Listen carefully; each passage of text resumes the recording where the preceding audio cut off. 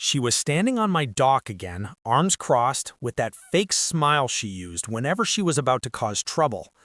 "You're not allowed to fish here anymore," Karen said, pointing at the lake like it belonged to her. I set my fishing rod down slowly, trying not to lose my temper. "Karen, I own this lake. I bought it 5 years ago. Remember the deed I showed the HOA?" She laughed, the kind of laugh that makes your stomach tighten. "The HOA board voted. This lake is for community wildlife now. If I see you casting that line again, I'll call the sheriff." That was ridiculous. No board could overrule a legal deed. I didn't bother arguing. I just packed up my tackle box and went inside. But the next morning, when I came out to the dock, I noticed something strange. The water near the shore was cloudy, like someone had dumped detergent in it.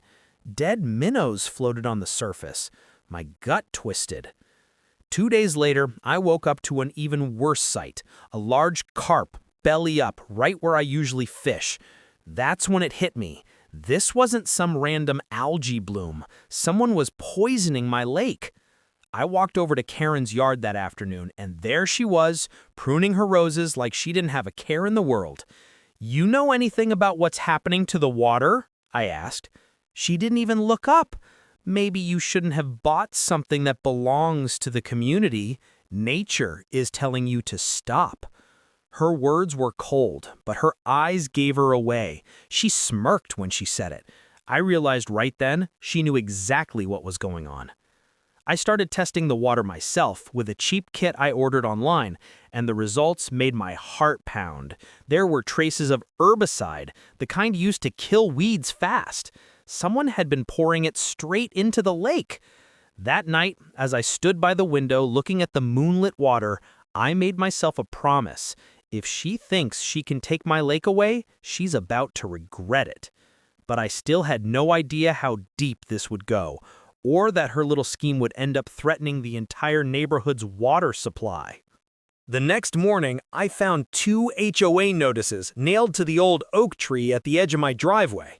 Big red letters screamed, "Immediate cease of fishing activities. Violators will be fined $10,000. I tore the paper down and marched straight to the board's office. It was just a converted garage behind Karen's house, but they acted like it was City Hall. The so-called meeting was already in session. Karen sat at the head of the table, surrounded by 3 board members who barely looked up when I walked in. "I'm here about the lake," I said, slapping the notice on the table. "You don't own the water. I do, and I've got the deed to prove it." Karen tilted her head, all sweet and polite. "You can wave your little papers around all you want. The community decided it's protected land now. If you don't like it, take it up with the county." I almost laughed. The county? Funny you'd say that, because the county inspector might be very interested in the dead fish floating in my lake. For the first time, her smile cracked. That afternoon, I called my friend Mark, who worked as an environmental officer. He agreed to swing by the next day to take proper water samples. I figured I had a day to keep an eye on things, but that night, I caught something I wasn't ready for. At around midnight, I saw a dim flashlight moving by the shore. I grabbed my phone, hit record, and quietly slipped out onto the dock. The figure was bent over the water, pouring something from a plastic jug. The moonlight hit her face just enough. I saw Karen's unmistakable hair. "Karen!" I shouted. She froze, then bolted up the hill toward her house, leaving the jug behind. I picked it up. The label was scratched off, but the chemical smell stung my nose. By morning, rumors were spreading. Neighbors whispered about the poisoned fish and the strange jugs near the lake. Karen showed up at my porch furious. "You're gonna regret making up lies about me," she hissed. "You don't know who you're messing with." I stared her down and said quietly, "Actually, I know exactly who I'm messing with. Do you know who you're messing with?" She blinked, thrown off by my words, but before she could speak, Mark's truck rolled up. That's when the real trouble began. Mark hopped out of his truck with a black case in one hand and a clipboard in the other. He was the kind of guy who didn't waste words. "Show me where you found the dead fish," he said as soon as he reached the dock. Karen stood on her porch across the street, arms folded, glaring at us. Mark knelt by the water, dipped a test strip, and watched it change color almost instantly. His brows furrowed. "This isn't just herbicide," he muttered. "There's industrial runoff in here too. If this level spreads, it's not just the fish that'll die. The water table's at risk." I felt a chill. "You mean the wells?" He nodded. "This whole neighborhood drinks from the same underground source. If someone's been dumping poison here, it's going straight into their taps." I glanced up toward Karen's porch. For the first time since I moved in, she didn't look smug, she looked nervous. We decided to pull a sample from the far end of the lake, where a narrow creek fed the main water line. As we got there, we found fresh footprints in the muddy bank. 2 sets, both leading to the water. Mark crouched down, touching the wet soil. Someone was here less than an hour ago. Suddenly, a voice rang out behind us. "Step away from the water!" It was Karen, storming down the slope with 2 HOA board members trailing behind her. She was holding up her phone like a badge. "I've already called the sheriff. You're trespassing on HOA-protected wetlands." Mark straightened up slowly. "Ma'am, I'm with the Environmental Quality Division. If anyone's trespassing, it's the person contaminating this lake." The board members shifted uneasily, clearly not expecting that response. Karen's face flushed red. "You can't just take our water for testing without permission." I stepped forward. "My lake, my permission. Want me to show the deed again?" Before she could snap back, Mark's phone buzzed. He answered, listened, and then his eyes went wide. "The county lab's preliminary report just came in from yesterday's sample. The toxins match a banned weed killer that's been restricted for years. If it's coming from here, it's a criminal offense." Karen's confident posture crumbled for a split second.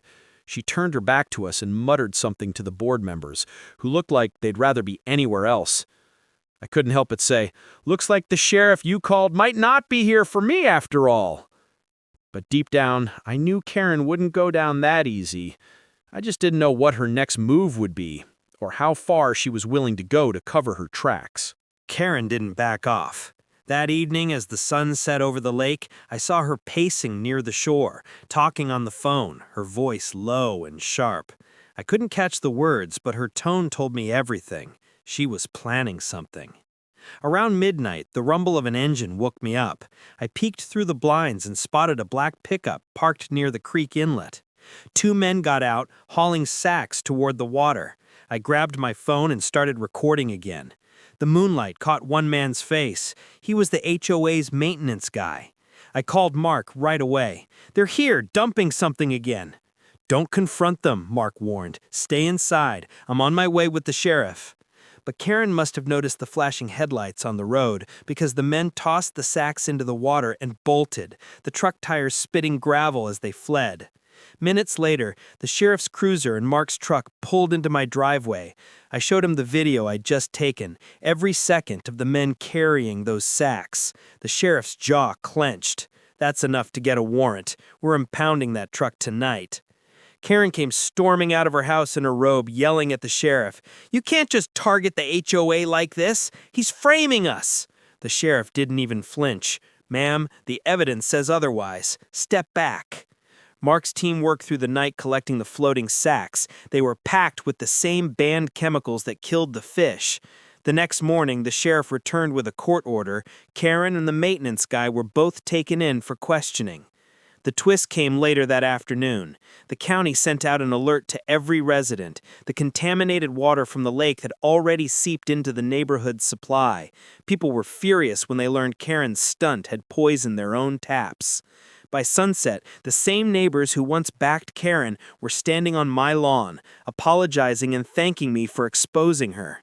I told them quietly, I didn't fight for this land just to watch someone destroy it. Karen was charged with illegal dumping and reckless endangerment. The HOA board dissolved within a week. The lake slowly came back to life, the fish returned, and for the first time in years, the place felt peaceful again. I stood on the dock one morning, casting my line into the calm water. Funny, I said to myself with a small smile. She tried to take away my lake, but in the end, she lost her water.